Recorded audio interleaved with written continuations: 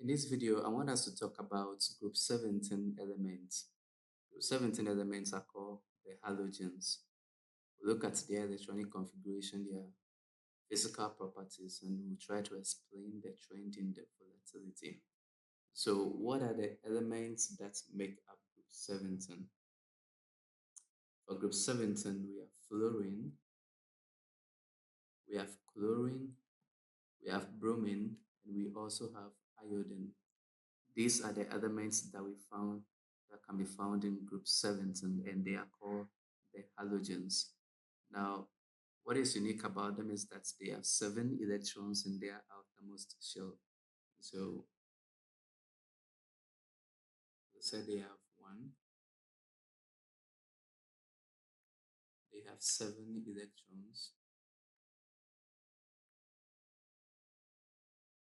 in their outermost shell or valence shell. That is unique about them. Now, if you take fluorine, fluorine has atomic number 9. The configuration is going to be 1s2, 2s2, 2p5. So you notice that the highest principal quantum number here is 2, which is the second shell. And then we have 2 electrons in the s orbital and 5 electrons in the p orbital. So if you take any of the elements in group 17, they'll have 7 electrons in their outermost shell. If you take iodine, iodine is 53, you still have 7 electrons in their outermost shell. So that is group 17 halogens, so we can also call them group 7 elements. All right. Now, the next thing to take note of is that they are non-metals.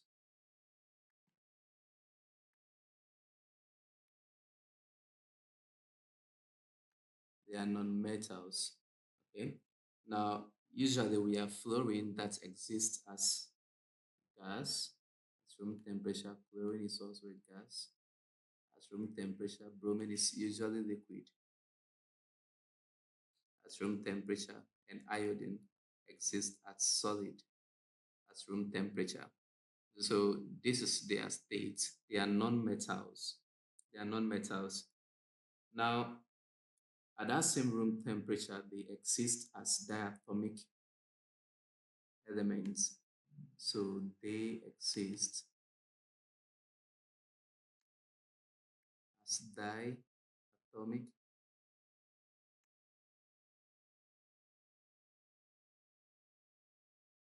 elements or molecules.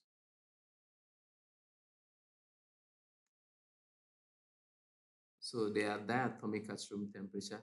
That means you are not going to find a single fluorine atom, but then it's going to exist as F2, Cl2, Br2, and I2. And there's only a single bond that is holding them together. So you have fluorine bonded to another fluorine, chlorine bonded to another chlorine by a single bond. So this is how they exist as diatomic elements at room temperature. Now, there is something about them at that room temperature. They have different colors. So, for example, if you take fluorine F2 at room temperature, it is going to be a pale yellow gas,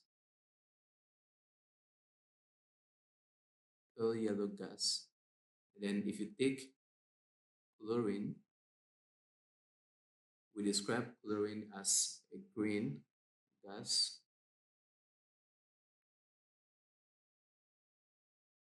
as a green gas. Then we have bromine.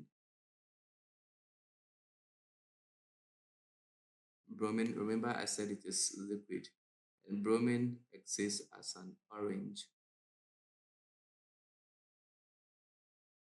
Orange, or we can describe it as brown as well at room temperature. And then iodine, we have iodine, I2. Iodine exists as gray. We can describe it as gray or black solid. There's one thing unique about it, it gives off purple vapor. purple vapor. Okay. All right. So this is how the halogens appear at room temperature. Now, when it comes to their size or ionic radius, as you go down the group, as you go down the group, the ionic radius increases as you go down the group. It increases as you go down the group. Now, this is because once you move down the group into another period, one more shell is being added. And remember, we have electron repulsion, so we have the shielding effects, which is also affecting the size of the elements. So as you go down the group, ionic radius increases. So 4, ionic radius increases, increases down the group. Ionic radius increases down the group. Now, the next thing we're going to talk about is their melting and boiling points. What do you think? As you go down the group, melting and boiling points also increase. Okay, so melting points and boiling points increase down the group. Melting and boiling points increase down the group. Now, this gives us an idea about their volatility. Volatility. Okay. Now, generally, we'll say that they are relatively volatile. Okay. They have low volatility. But then, how does it vary? How does it vary down the group? Does it increase down the group or it reduces as you go down the group? Now, there are some few things we need to consider to be able to explain the volatility of group 17 elements. Now, we need to first note that they have a simple molecular structure.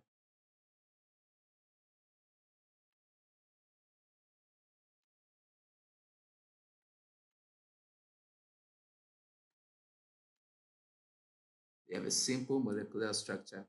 Now, if they have a simple molecular structure and they exist as diatomic molecules, that means that their intermolecular force is probably going to be weak van der Waals forces. So we are expecting weak van der Waals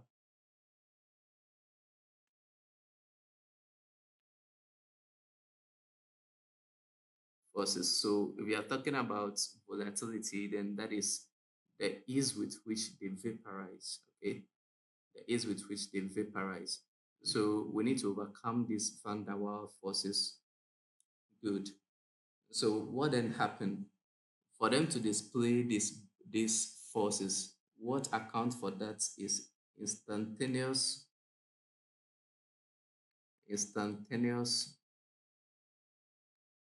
dipole induced dipole.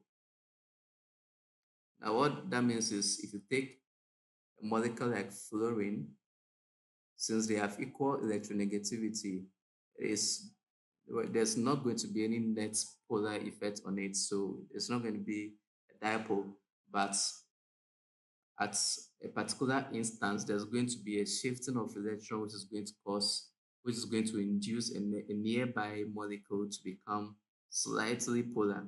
That is an instantaneous dipole or induced dipole. So these are the kind of van der Waals forces that exist between them. But then what we need to take note of is that if we are looking at the the elements with higher number of electron, then we are looking at the increase in the strength of the van der Waals force in display here. So what I mean is if you go down the group from fluorine all the way down to iodine, we are expecting that the van der Waals force would be increasing. So this should be increasing as we go down the group. So what that means is that the volatility of iodine is going to be lower volatility compared to fluorine.